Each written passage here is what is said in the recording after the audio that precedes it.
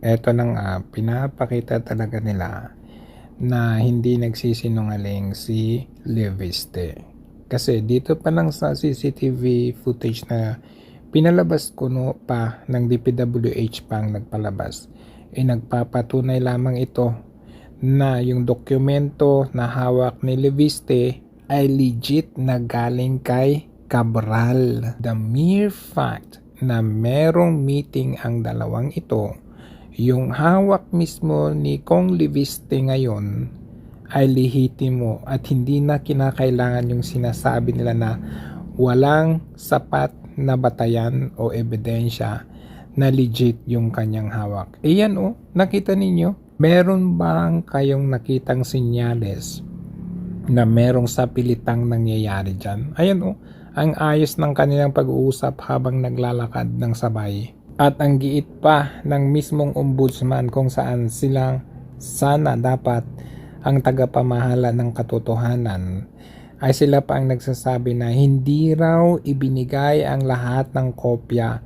ng Cabral files sa kanila. Pero kung tutuusin, ombudsman po sila.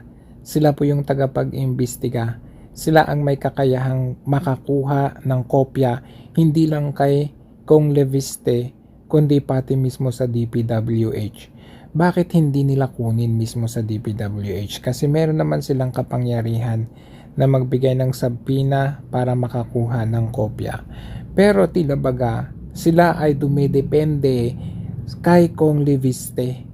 Na parang tila baga, kung walang naglabas ng Cabral files from Leviste, ibig sabihin walang ilalabas talaga ang ombudsman or ang DPWH about dito sa hawak ni Cabral na files.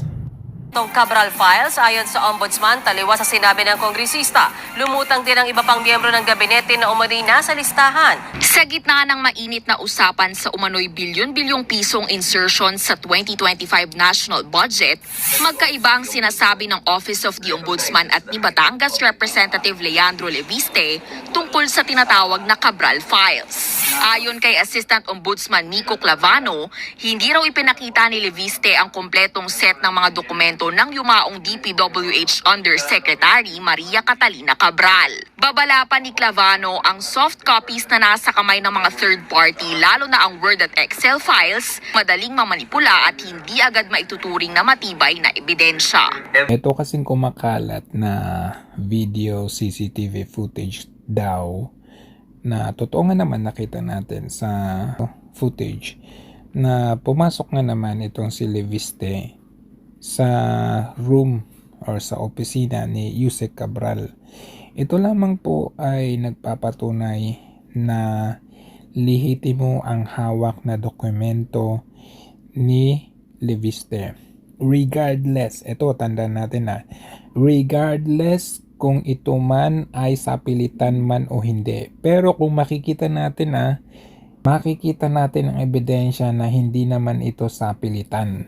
Una, pagpasok niya dito sa opisina ni Yusek Cabral, makita nyo na encircled, mag-isa niya.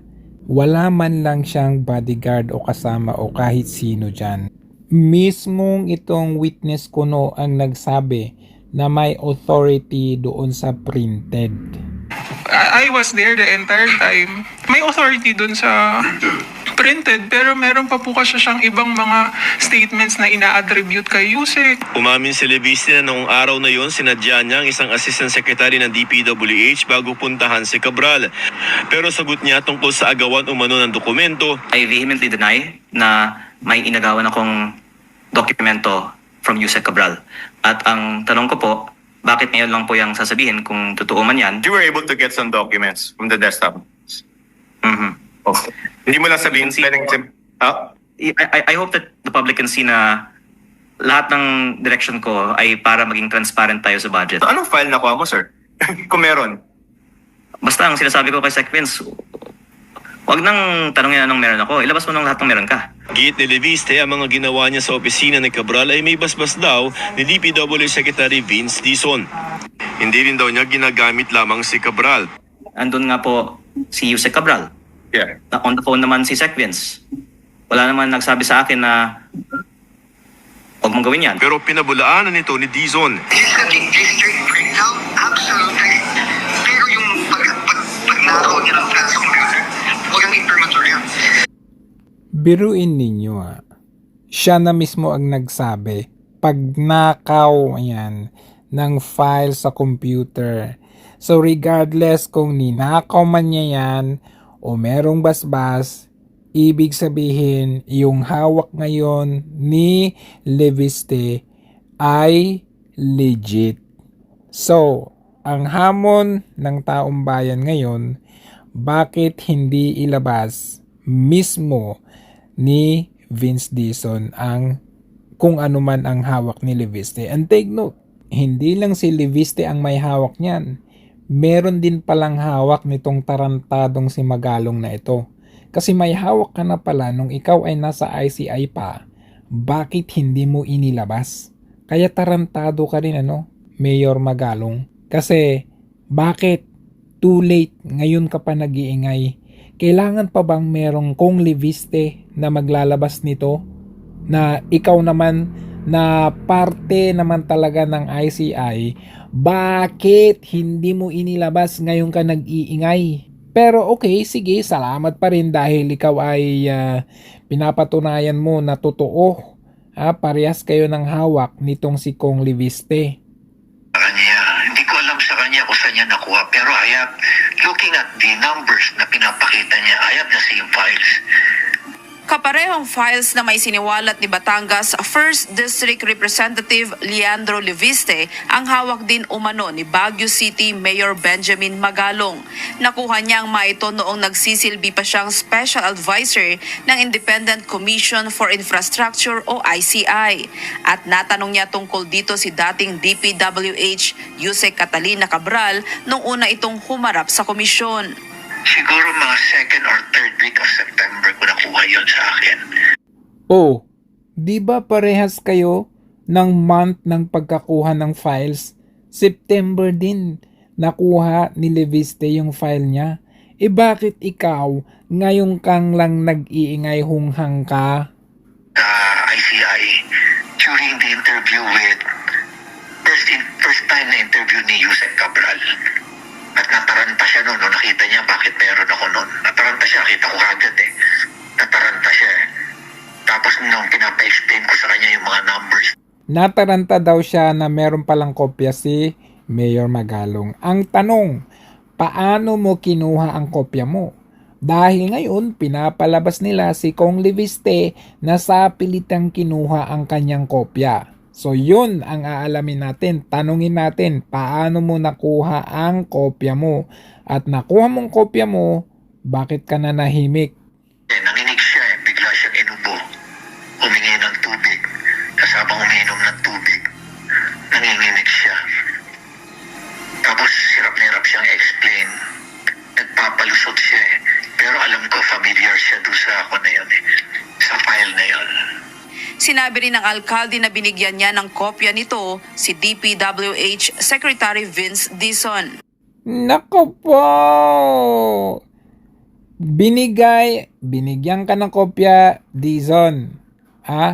Na galing kay Magalong. Ang sabi ni Magalong, the same file ang hawak ni Leviste doon sa hawak niya. Ang tanong, bakit hindi kayo nag-iingay kung ang gusto ninyo ay transparency at accountability? Kasi nung binigyan siya, hindi niya alam Pinakita ko muna sa kanya Pati yung mga iba't ibang mga commissioners, binigyan ko rin sila ng mga files. Naniniwala si Mayor Magalong na malaki ang maaaring maitulong ng binansagang Cabral files sa investigasyon sa katiwalian sa DPWH. Malaking bagay yung file na yun kasi doon mo makikita bakit nagkaroon ng malalaking pondo yung mga distrito ng engineering ng DPWH. Iba't ibang distrito niya. When in fact, yung kanilang absorptive capacity napakaliit lang naman. Bakit 2.5 at magiging 20.9 billion katulad sa Mindoro? Hindi lang yan, marami pa yan sa iba, sa Metro Manila, sa Regions 1, Regions 2, Regions, halos lahat ng nakinabang makikita mo talaga doon glaring yung mga pagtaas nun. At imposibleng hindi alam ng mga mambabatas yun. Napaka-imposible na hindi alam. Unang isiniwalat ni Congressman Leviste ang tungkol sa file na ibinigay anya sa kanya ni Yusek Cabral sa tulong ni Secretary Dizon. At hindi lang yan. Kasi bukod kay Magalong ay ito rin si Lacson, ang hawak niyang ebidensya ay tumatalima at parehong-pareho din dito kay Kong Leviste. Unuan kaugnay nito. Sabi ni Lacson, ang allocable ay patungkol sa mga mambabatas na nanghihingi ng proyekto. Kaya tanong ni Lacson, bakit nagkaroon nito ang mga cabinet secretary? Base rin daw sa pahayag ni dating DPWH Yusek Roberto Bernardo, bukod kay Bonoan ay naghatid din siya ng kickback sa isa pang miyembro ng gabinete. Dagdag ni Lacson, meron ding bilyong-bilyong pisong halaga ng allocable para sa House leadership at sa ilang party list group. Maaari raw ipa-authenticate ang mga dokumentong ito sa Department of Budget and Management o sa DPWH mismo. Pagkatapos, pwede rin aniyang ipatawag ng Senate Blue Ribbon Committee ang mga cabinet secretary. Nang tanungin si Batangas 1st District Representative Leandro Leviste kung may mga cabinet officials sa listahang hawak niya, sagot niya may mga acronym siyang nakita. Isang acronym po na kasali doon ay SAP.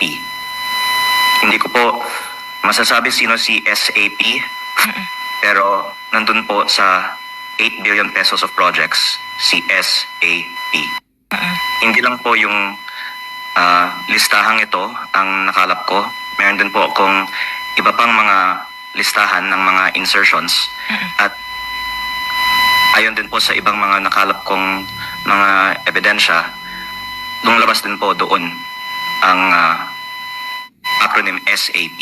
Nagpost si Leviste ng kanyang email sa DPWH noong October 1 nang mag-request siya ng DPWH budget kada legislative district. Pati ang nasagot sa kanya ng DPWH noong namang October 20. Kalakip ng email ng DPWH ang ilang dokumento. Kabilang ang isang liham na may pirma mismo ni DPWH Secretary Vince Dizon. Nais pa imbestigahan ng Malacanang kung paano nakuha ni Batangas Congressman Leandro Leviste ang mga dokumentong nanggaling daw kay dating DPWH Undersecretary Catalina Cabral. Ang sagot ng kongresista, lahat naman ang sinasabi niya ay pwedeng ma-verify. Isiniwalat naman ni Senador Ping Lacson na merong mga cabinet secretary na humingi umano ng allocable sa 2025 budget. Batay rin sa mga dokumentong mula kay Cabral. May unang balita si Mav Gonzalez. Ang sabihin talaga nila, hindi nila talaga may kakaila at may tatago ang katotohanan na pilit nilang pinagtatakpan ang kabalbalan ng Malacanang. Kasi kung titignan ninyo, pinapalabas nila na nanghimasok itong si Kong Leviste doon sa opisina ni Yusek Cabral. As you can see, mag-isa niya dito.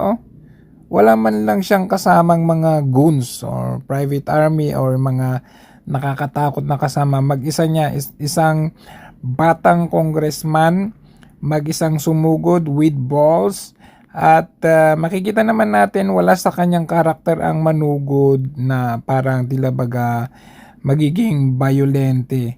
Etong pinapakita nilang kamay na ito, no? Kasi como may sugat. Hindi naman natin alam kung saan galing yan at kung paano nangyari or merong ganyan. Dahil pwede namang ibang event ito. Kasi kung titignan natin, yung pagkalabas, yung lumabas nga sila doon, di ba? Doon sa hallway, makikita naman ninyo na magkasabay pa silang naglalakad dyan at makita nyo naman, ayan, eye to eye, face to face, na maganda ang kanilang pag-uusap. Wala naman pong, kung sa pilitan yan, edi sana hinabol-habol siya, o kaya merong tawagan ng pulis, o kaya may commotion, o kaya may viral video tayong nakikita ngayon. Pero dito talaga ang talagang tinatago nila dito. Isa dito ay yung protektahan si Liza Marcos kasi meron din pala siyang insertion. Umabot na rin sa Malacanang ang so-called DPWH mix na hawak ng Bilyonaryo News Channel. Sino kaya sa palasyo ang nababanggit sa mga dokumento? Sa mahabang listahan ng proponents sa loob ng tinaguriang DPWH leaks, may nag-iisang item na nakapangalan kay First Lady Liza Araneta Marcos na may project cost na 100 million pesos sa DPWH budget ng National Expenditure Program noong 2025.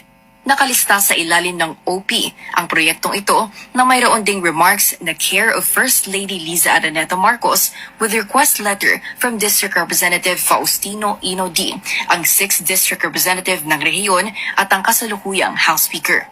Sa aming pagsusuri, tumagos sa 2025 General Appropriations Act ang proyekto na nakasentro sa construction ng isang alternate route sa northeast portion ng Cauayan City, Isabela. Ayon sa DPWH website, Setyembre nitong taon isinagawa ang bidding para sa nasabing proyekto, pero idiniklara itong failed sa kaparehong buwan. Nang hinga natin ng komento ang palasyo tungkol dito, tumanggi itong bigyang pakahulugan ang mga dokumento na umano'y nagmula sa namayapang Undersecretary ng DPWH na si Maria Catalina Cabral. Hanggat wala raw kumpirmasyon ng DPWH na sa kanila nga galing ang listahang ito, maituturing na hearsay lang ang tinaguriang DPWH leaks. Pero pwede rin daw itong maihambing sa mga dinoktor o fabricated documents. Bilang paglilinaw, hindi insertions kundi line items ang proyektong nakapangalan sa First Lady at ang mga laman ng dokumentong ito. Ibig sabihin, ito ay pati ng pinagdedebatehang mga proyekto sa House at Senate budget hearings hanggang sa Bicameral Conference Committee. Kaya ngayon, malaking katanungan talaga kung buhay ba si Cabral o itinatago nila.